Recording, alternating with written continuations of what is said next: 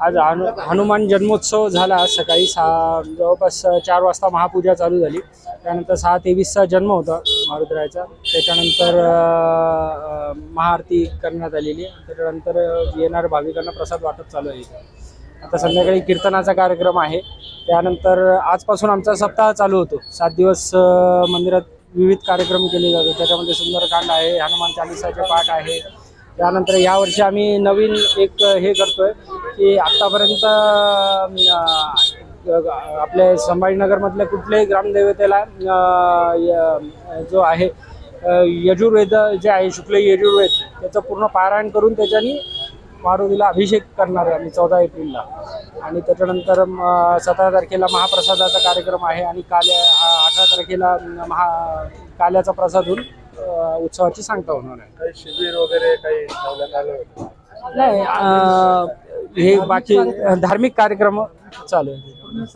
आणि काही काही लोक जे आहे ते आता स्वयंस्फूर्तीने काही हे ब्लड डोनेशन कॅम्प वगैरे ते अरेंज करता येईल. सकाळपासून किती भक्त आले? जवळपास 5-7 हजारच्या पुढे गेलेले असते समजा. मुख्य पण कोणी आले होते? सगळे नेते जवळपास येतीलच जे आहे.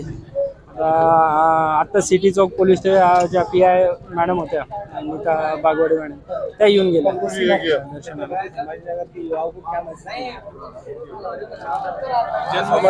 काय आव्हान करणार? आव्हान काय, मारुतीची उपासना सगळ्यांनी करायला पाहिजे. शेवटी आपल्याला बल बुद्धी देणारी देवता आहे म्हणून सर्वांनी आणि तरुण वर्गाने त्याची उपासना करायलाच पाहिजे. तुमचं नाव? माझं नाव शैलेश नरेंद्र पुजारी. हनुमान जन्मोत्सवाच्या हार्दिक शुभेच्छा.